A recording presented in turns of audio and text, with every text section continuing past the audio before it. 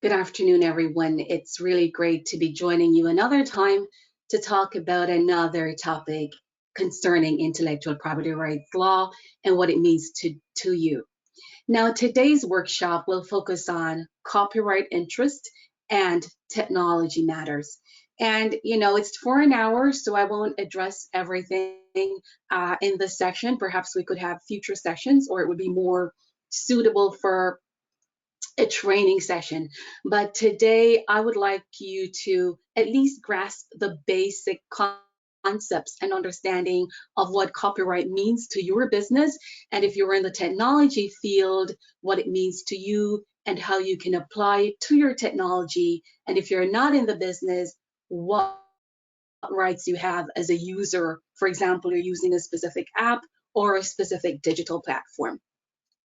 And so thank you for joining me for this hour. And of course, this is a collaboration between the BEDC and Canaan Bridges Consulting.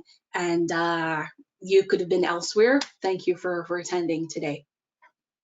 Now, before I start off talking in-depthly about copyright, I'd like you to think of these two case scenarios. There's one on your screen throughout the duration of my talk. And the first discussion, it makes reference to Annalyn, who is an employee. So she works within a company and she's created a software for her employer.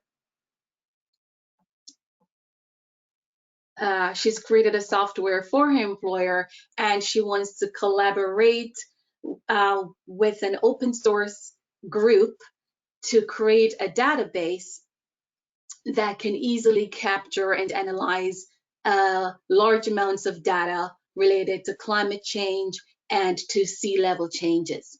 Now, the question is, it's for you, and I hope to answer this throughout this hour discussion. Does she have the right to do so?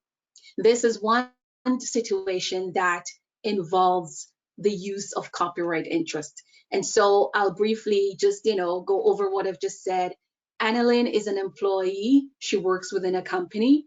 She is, you could say she's a software developer. She's developed an app for the company, but she wants to wants to collaborate with another enterprise, which is not a part of the company, and to use the technology that she created in that work. Can she do so? Now, you're probably already thinking about this, and of course, I will welcome your comments and questions as I proceed.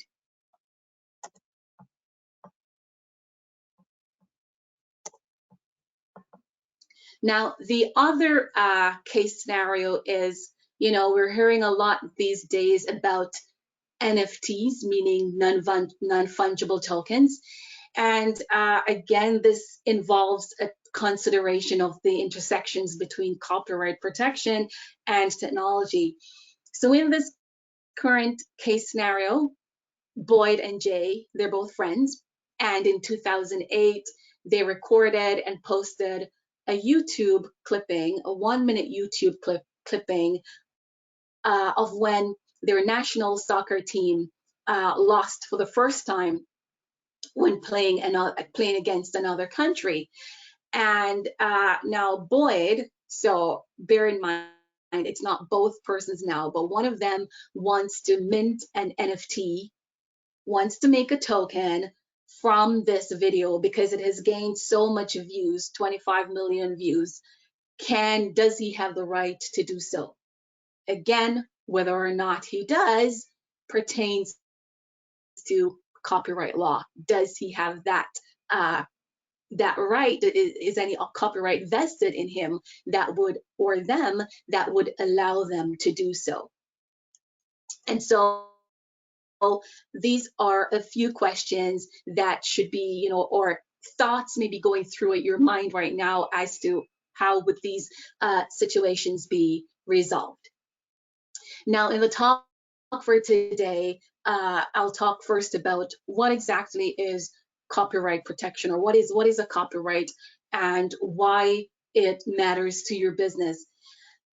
It's good to cover the foundational concepts or the underlying dynamics of copyright, because if you have a full understanding of that, you will be able to apply it to the use of transformative technologies or any type of technology that you may be using in your business or developing. And so, having laid that foundation, I'll then talk about the intersectionalities between technology and copyright protection. And after that, I will, of course, ask you, well, it's time for you to ask me questions. And of course, I'll respond to them. Now, because it's a very, it could be a very intense learning experience for this hour. It's a lot of information to grasp. And so in the middle of the discussion, I will just break it off for 2 minutes and allow you to make a comment or to ask a question before I continue. So what exactly is a copyright? We've probably heard this term used so many times. And so I hope to, for the next 3 minutes or so, I'll talk about the concept and law of copyright. Now, copyright gives a creator or an author exclusive right over what they have intellectually produced. The objective of copyright is to incentivize creators so as they can be, have an interest in producing more innovative content out there so that persons like you and myself can enjoy what they have produced.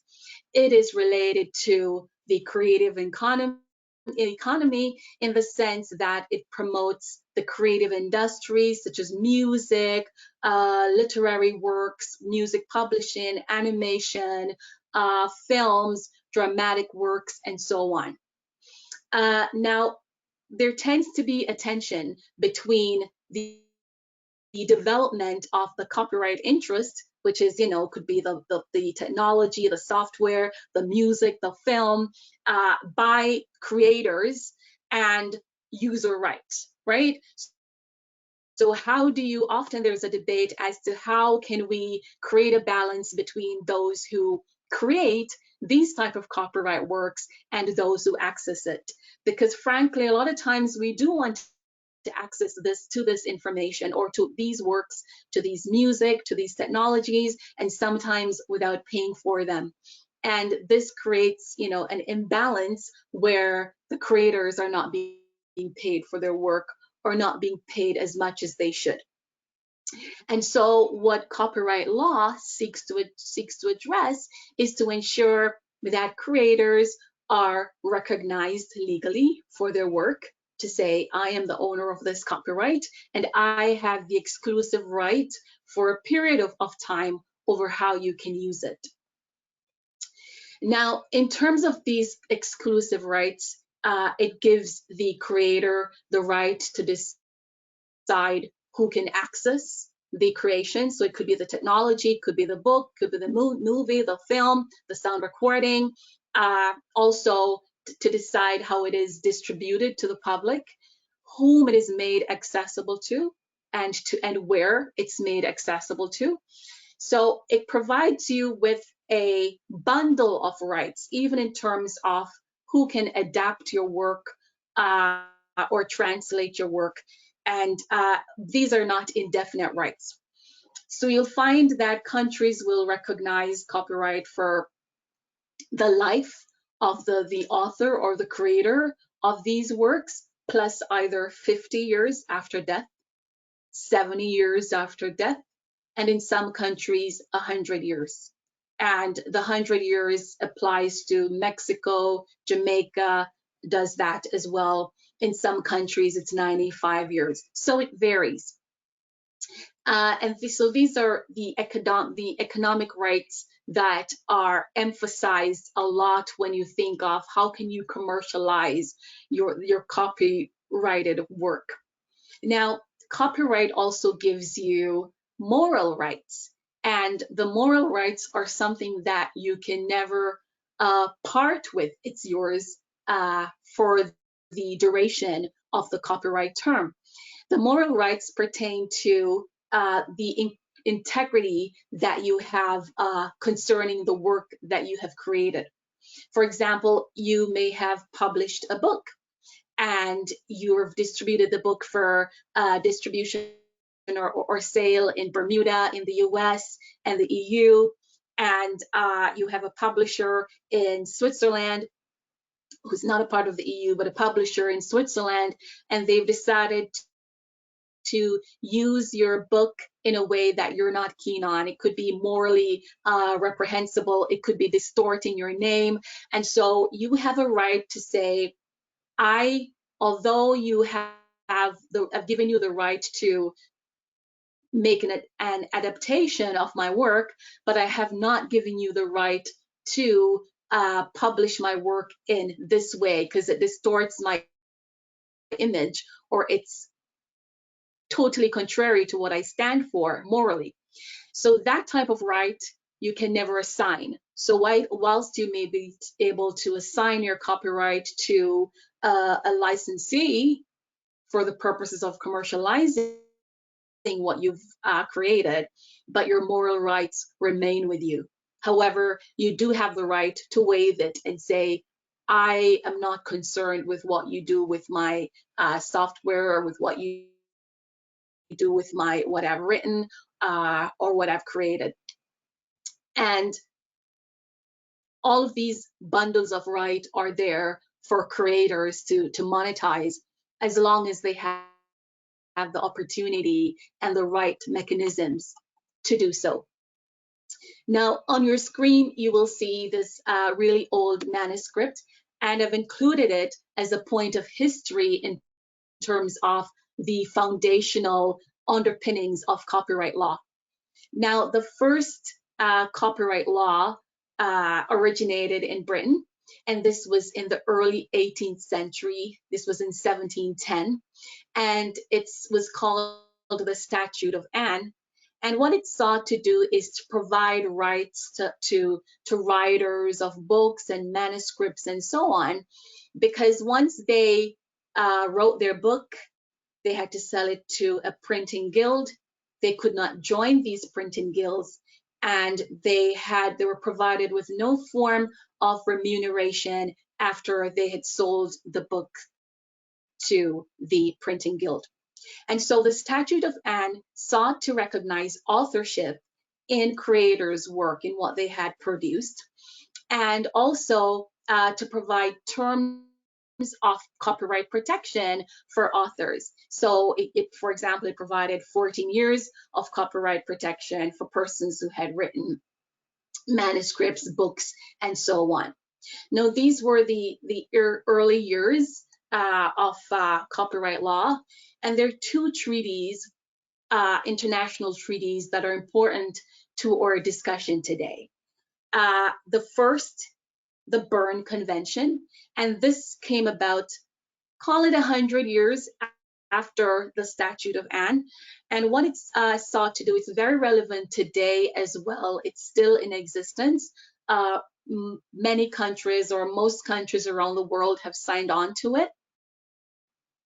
And when you sign on to a treaty as a country, then you have to implement that treaty into your domestic law.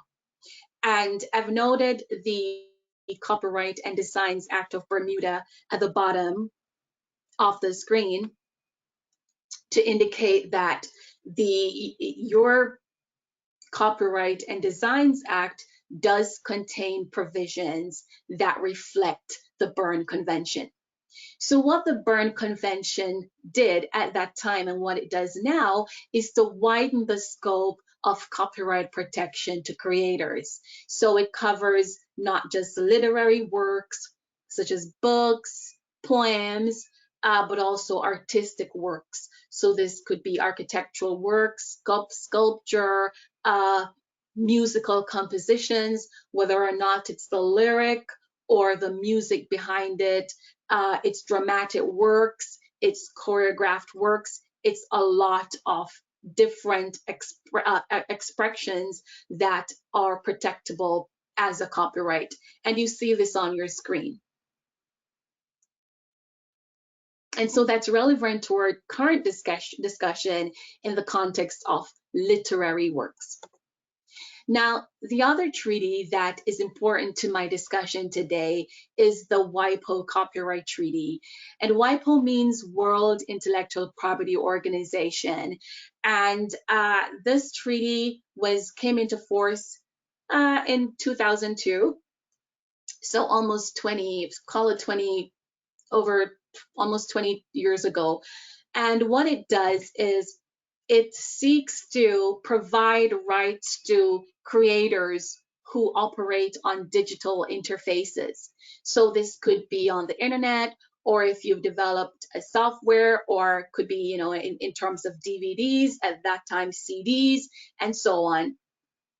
And what the treaty does is to say it's not just books and manuscripts and so on that are protectable as copyright, but also creations that are but also computer programs or compilations of databases, as long as there is it is an intellectual creation, and there's some type of selection and arrangement that has gone into creating the product. It also provided rights to those, for example, you've created a software or a specific type of computer program, and you've placed an encryption on the program to prevent users from engaging with that application or that computer in a way that you never wanted them to. So in essence, you've encrypted the application because you'd like to restrict access. And these are called technological protection measures, which I'm sure you've heard about. For example, if you've rented a movie online, you'll have probably, it gives you an access to watch the movie over a specific period of time. It prevents you from copying the movie. The same thing if you're streaming music online, there are encryptions that would prevent you, unless you're breaking that circumvention, there are encryptions that would prevent you from downloading the music or copying the music in any way. So by way of this treaty, the WIPO, for short, WIPO, as opposed to saying out the whole word, World Intellectual Property Organization, this treaty enables or provides rights to developers of technological products that have a copyright content. And I'll stop there right now, and I'll ask you, do you have any questions, or would you like to make a comment? Any questions? Hey, I don't see any questions Okay. at the moment, but if some do pop up, no. I'll let you know. Okay. Thanks, Deshawn. Thank you, Deshawn. I should have pointed out before that Deshawn is from the BEDC, is with us today, and so I'm very grateful for his work and his help. Thank you. Okay, so let's move on. What really does all of this mean in regards of your technology, whether you're, you're a licensee, so you're using this technology, or you're producing it? And I'd like to talk about this from 3 different angles, and these are more because they're debatable issues, meaning they're things that are still, some of them are still being negotiated, being discussed, and some of them are still developing areas of law. Now, when we talk about tech innovations and copyright interests, what comes to mind is who is an author. There are also concerns around big data, and also new tech paradigms such as NFTs. what does that mean really? And where does copyright interest fit within these different intersectionalities? Now, I'll talk about authorship first and ownership. Remember, I spoke a couple of minutes ago about the Berne Convention and that it gives rights to literary works, artistic works, dramatic works, and different types of works, as long as, I should say, as long as the output is original and the originality criteria is really low. It doesn't mean that it has to be extremely creative or highly creative. There just needs to be something uniquely different about what you have done compared to what you have, what is out there from before. And so for copyright to subsist in a work, generally in any country, in Bermuda, in the Caribbean, in anywhere, it needs to be original. That's one. Secondly, it cannot be an idea, it must be an expression. And this means that as long as it's still in your head, but it's still yet to be an output, it's not protected by copyright. So whether you've written it down or some tangible form of it, it has to be, tangibly identified to be protectable as copyright. And then the third point, so the first one is originality. The next one is it must be an expression and not an idea. And the third point is it has to be a person, a legal person. Now, there is no law in most countries, that is. I have looked at IP jurisdictions in most countries as a part of my work, and there is no, while the Berne Convention will say that nationals of countries are given copyright protection, so copyright does vest in persons, it doesn't define who is an author, right? And if you were to look at the Bermudian legislation as well, it doesn't say the author is this person or that person, but it gives you, there's an implied convention, so to speak, that the author is a person. And so if you were to do a survey of cases, you'll find that in most times, later on I'll discuss a case in China where the court found otherwise, but the person has to be an author, right? And so if the person has to be an author, who is this author? And before I go into whether or not copyright can subsist in non-humans, let's go back to the first case scenario that I posed to you earlier about Annalyn being the employee of a company, and she's created the software, and she wants to use it for an open source work. Does she have the right to do so? Now, if you create technology as an employee, so you're within a company, that technology does not belong to you, but it belongs to the company, unless there's a contract that says otherwise.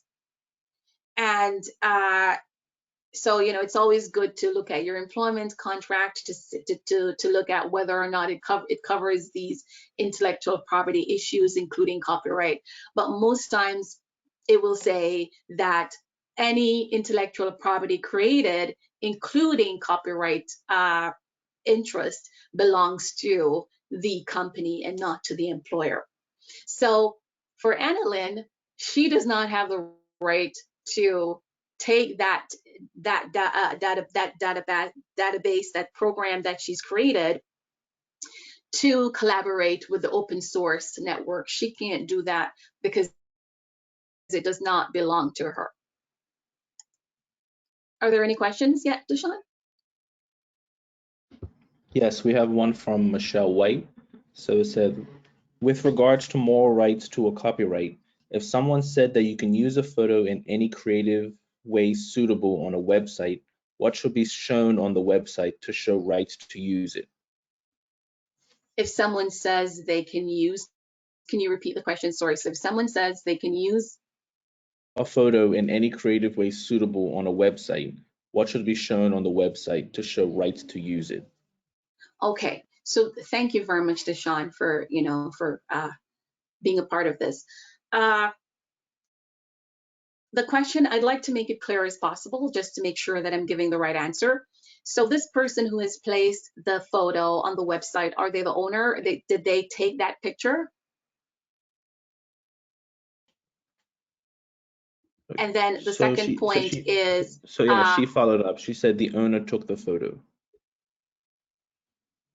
the owner took the photo, placed it on the website, and is giving anyone at all who's looked at the photo the right to use it. Yep.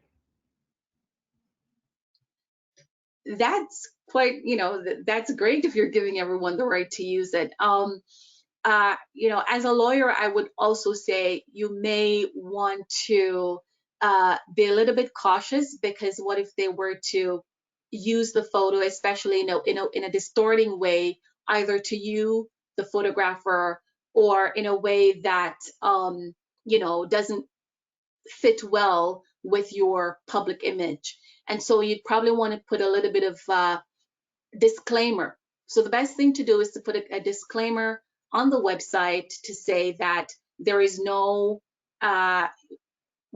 you are giving users of your website the permission to adapt the photo, to modify the photo, or to use the photo in any way they wish. But as I said before, as an IP lawyer, I would say carve out some exceptions to cover yourself and your interest as well.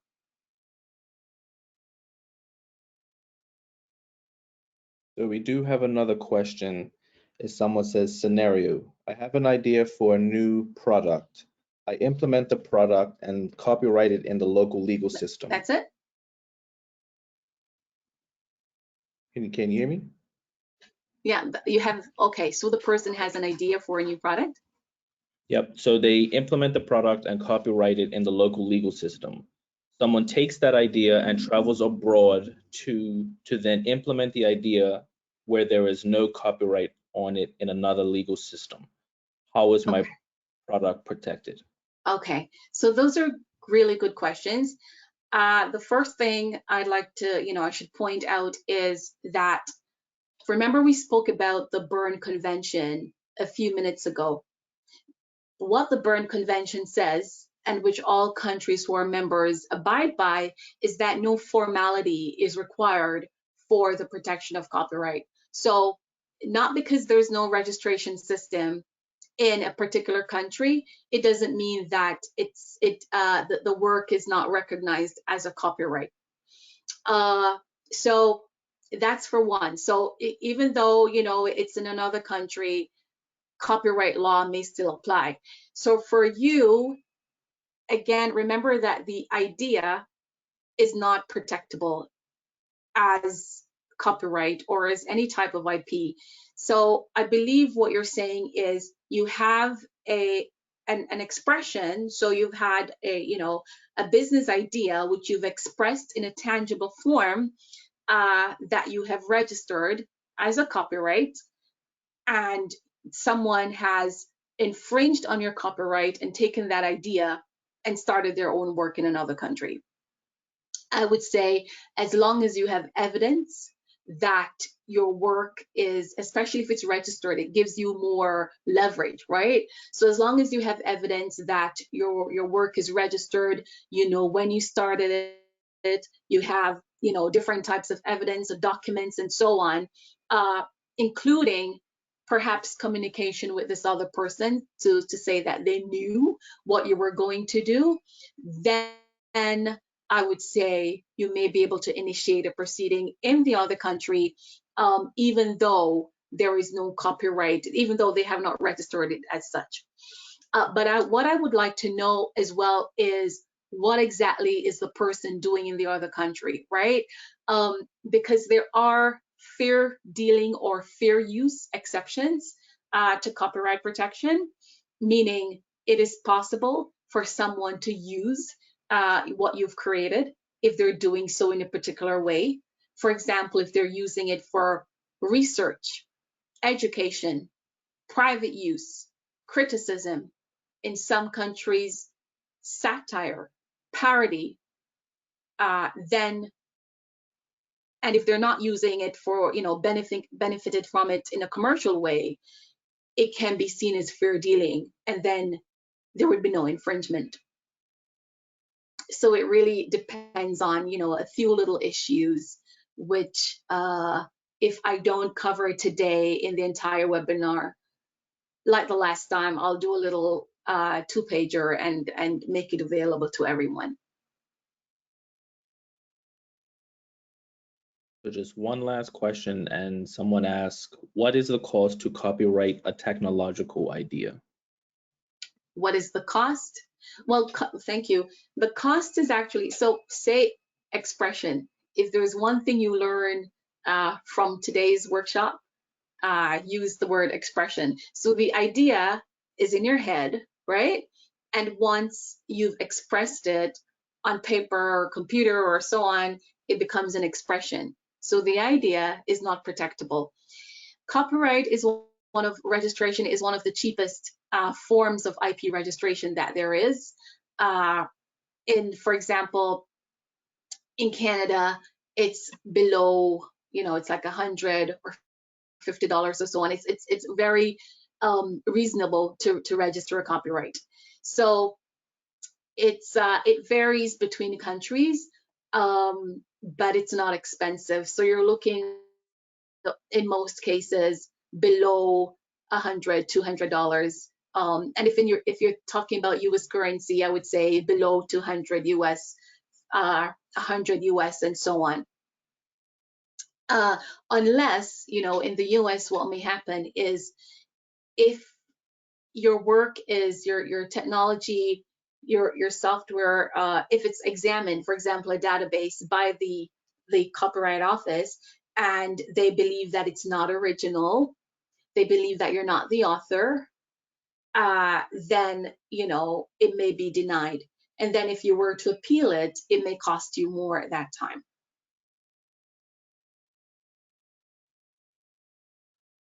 Okay? So are there any more questions or? No more questions. Okay, great. Thank you. Thank you. If there are any other questions, feel free to let me know.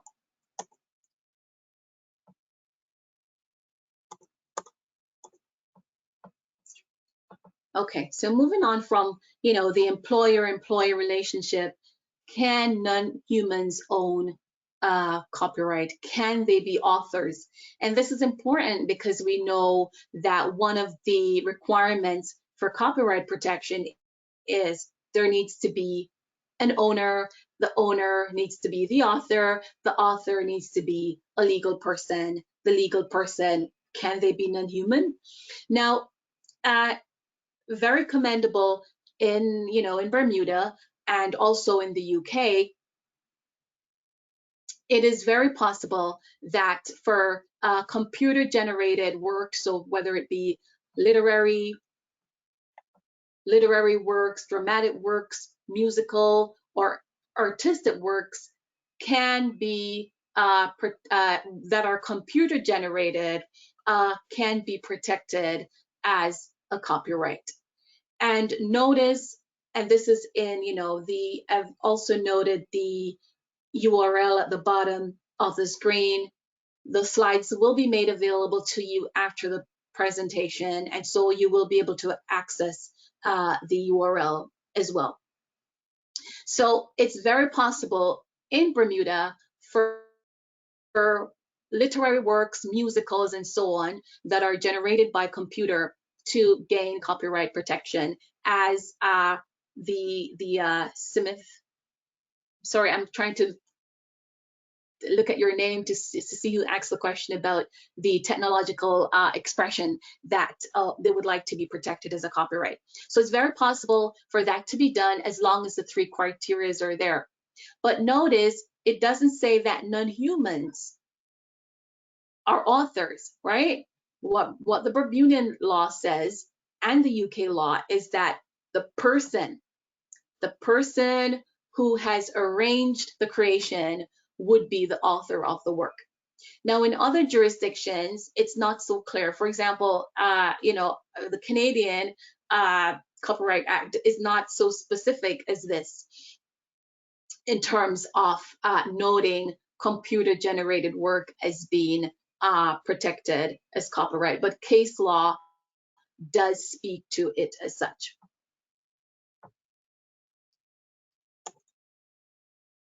Now, an interesting case that came up is, in terms of can non-humans be authors of, of works? I'll look at it in 2 contexts. And the first, you probably have heard about the monkey Selfie case, and involving the monkey called Naruto. And what happened, this was decided a few years ago, what happened was a photographer, he went to Indonesia and he left his camera around a group of monkeys. And one of the monkeys, called his name being, the name of the monkey being Naruto, took a selfie. So the photographer, he wrote a book and he included a picture of the selfie, the monkey selfie, in his book, and which was published. So he published his book. Wikipedia then, copied some of the pages, including the monkey selfie, and he sued Wikipedia. But during this time as well, an animal rights organization launched a lawsuit on behalf of the monkey, Naruto, to say that the copyright in the photograph belongs to the monkey, and the photographer had no right to use the photograph in his book. And it went to, this was in the US, and it went to the court, and the court said, Copyright Act does not vest any interest in copyright to non-humans. So it's not possible for the monkey to own a copyright in the photograph. It was appealed, but before any decision was made, the animal rights organization settled out of court with the photographer, and he decided to give 25% of the proceeds from the book sale to their cause, to their animal cause. So there may have been other reasons why the Animal Rights Association decided to pursue this case, but it's an interesting. And another point to make as well is, okay, I lost focus right there. Another point as well to make is that at least we know that non-humans cannot gain copyright protection for anything that is produced. It goes to the owner, the actual person, the actual human. And another interesting point in this as well is concerning works that are created through artificial intelligence and machine learning. For example, music. There, especially now, we're in a very technologically driven age where AI and machine learning is behind the production of music. You can range from classical to rock and roll to other types of musics. And while it is possible for this to be done, most jurisdictions will find that the copyright, including in Bermuda, belongs to the person behind the arrangement and not the computer generated program itself. Although, as I will discuss later, in Beijing, China, there was a case in 2019 where the court said, you know what, copyright actually subsists in the computer-generated work. Another point worth noting as well, I'm just watching my time to ensure that I'm within. Deshaun? Yeah, you're good. You have 18 minutes. 18 minutes left. Okay, so I need to hurry along as well. Okay. Another point as well is concerning big data and copyright protection. Now, big data refers to just a reinterpretation of information that is collected, from embedded sensors within technology. The information is collected and it is analyzed in such a way that it gives off information about behavior, patterns, or trends on a specific topic. In this regard, there are two things to note. Not all databases are protected as copyright. Raw data, so it could be the facts, are not protected as copyright. It has data compilations where it shows some level of intellectual output on the creator's part. For example, this is a data list of showing specific trends. You've selected and arranged it in such a way that is unique, then it may be protectable as copyright. So it's good to draw this distinction, because not everything that it doesn't mean that it's because of software that copyright will subsist in the work. One case that I'll point out to briefly, because I do want to answer your question, so I'll talk for about, say, another 7 minutes, and then leave the floor open for questions. The other point is, one case that I'd like to mention was the case in the UK a few years ago, where this company called Football Data Co.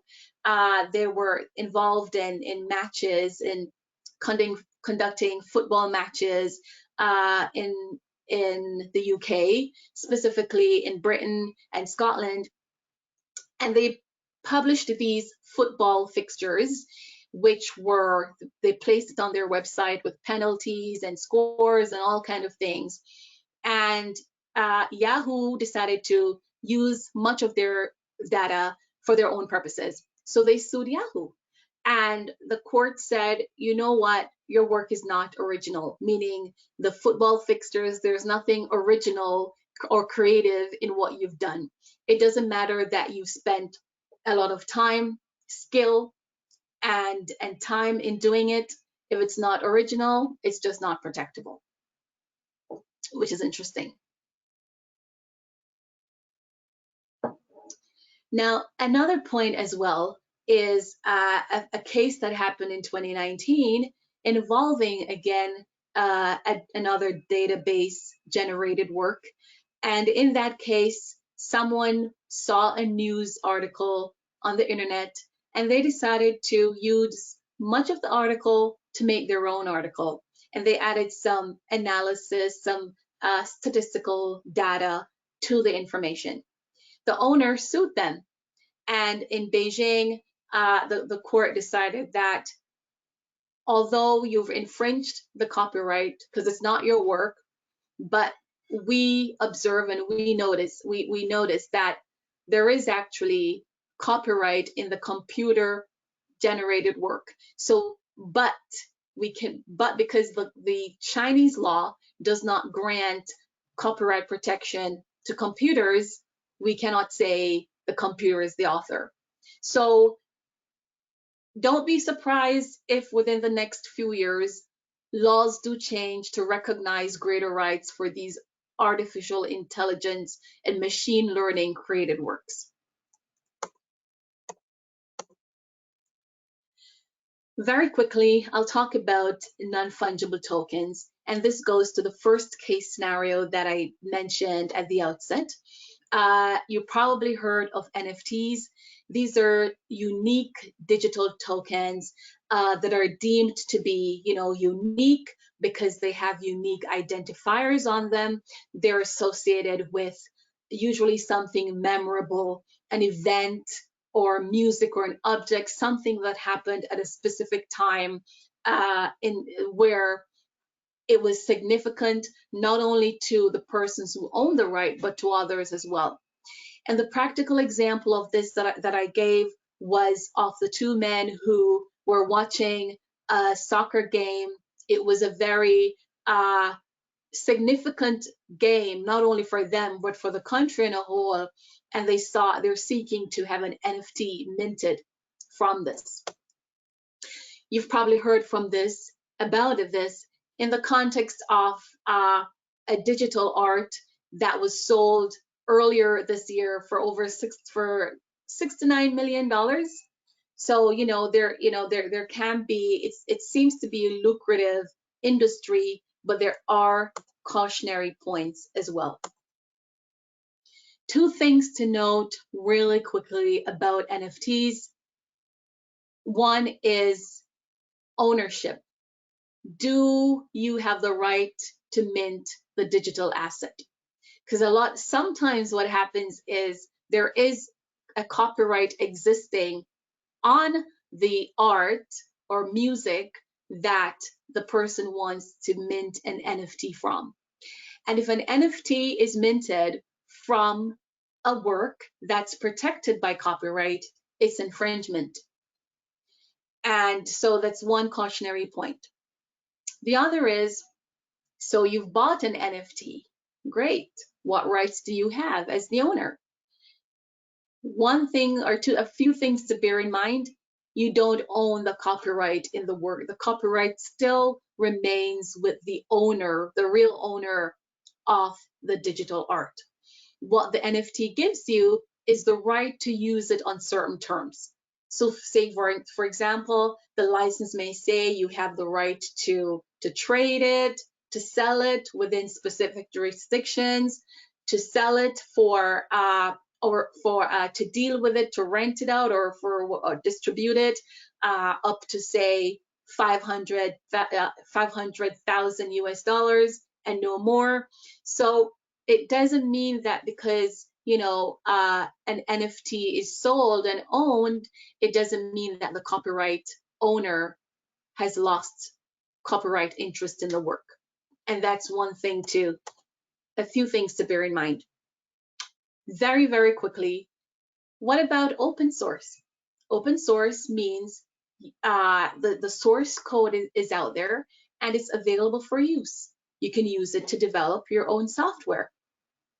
A point to note is check the fine print, because sometimes what happens is if the fine print says that you have to share or whatever application you make using the open source code, you have to ensure that your application is offered to the public on the same term, meaning you can have no proprietary right or interest in the work. It's open to anybody to use as they wish. Quickly, I'll recap because I'm sure we're almost out of time. One, know that originality is required for copyright to subsist in a work, and it has to be a human author. So even though the work may be generated by AI, machine learning, blockchain technology, it goes back to the author. The second thing to note is that you may have created a database, but it doesn't mean that copyright subsists in the database. It has to be, again, arranged or selected in a way or structured in a way to show originality. And I will, the copyrightability of new technologies it's an emerging field, it's complex, but if you're unsure of whether copyright subsists in what you have created or what you have used, do a little bit of research or contact someone who has expert knowledge in this area. I'll stop there for now, and I'll engage with you with your questions. Are there any more questions? Yeah, so someone asked if you or a colleague are available to be a legal consultant to hire to work with small businesses on these legal services to help with copyrights and trademarks. Oh, that's a question. Yes, we do that. We do a lot of work with startups in the Caribbean and surrounding regions. My email, well, the email address is there. Can you see clearly? Yes. Okay, and I'll include my number in the 2-pager that will go out on some of these issues. So feel free to contact me for any needs that you may have in this area. And another one, it's a bit multifaceted. So are copyrights and trademarks just limited to the region in which they are registered? So does this mean they have to register in multiple markets? Is there a way to do this on a global scale? How and what cost? And then are Okay. you, as your consulting firm, are you able to do that on behalf of someone or with someone? Okay. All right. Good question. How much time do we have? You have 8 minutes. You're good. Okay. All right. Good question. Now, there is a difference between a trademark and a copyright. Whereas both types of IP can be registered, you still have protection if they're not registered. Cautionary point is very, very restricted rights you have when your trademark is not registered. So it's best to register your trademark, especially if you're going beyond Bermuda. Could be regionally or internationally. Now, copyright is a little bit different. Remember, we spoke about the Berne Convention. The Berne Convention says member countries should ensure that there is no formality of registration to recognize copyright as copyright. And this means that copyright in all or most countries is an optional requirement. However, I note that it is stressed in the US for works to be registered as copyright. I would say be selective. And it's a similar point that I made in the trademark workshop that we had a couple of weeks ago. So if you know that your market is the US, that's your consumer focus, you want to register, ensure that you do your trademark and your copyright registrations there. If your market is Asia, please ensure that you do your copyright and your trademark registration there. For the trademark, there is a platform that allows you to use one application to register your trademark in several countries. But I should say, procedurally, this works. So if, for example, if you were to choose to register your trademark in UK and say Germany and Canada and the US, fine, that works. But if one of these countries come back and say, I don't think your mark qualifies as a trademark, then it wouldn't be recognized there, right? So the application makes things, it cuts down on time and cost, but it doesn't mean that you'll get registered in every country. With copyright protection, there is no known platform out there for that, for doing one application for all the countries. So it's best to do it by country to country, but remember that you don't need registration for the right to subsist. But if you believe that your right is likely to be, your work is likely to be infringed, especially if it's very valuable, I would say go ahead and register it in that jurisdiction. So those are all the questions that I see. Okay. Great, thank you. Well, this ends our discussion for today. I hope you found it informative. I know it may have been a lot to digest, but the purpose of the workshop is to share knowledge. And if more information is required, feel free to reach out to me. Okay, and there was a question about if Canaan Bridges Consulting. There is, I also practice law, so I actually have a law firm as well. So on that side, I do deal with the actual protection, prosecution, registration of IP. So thank you, everyone, for joining. It was really good talking to you about these copyright issues, and I hope you will join BEDC and me the next time when we talk about food and intellectual property from the perspective of geographical indications. Have a great afternoon and all the best. Thank you, Deshawn.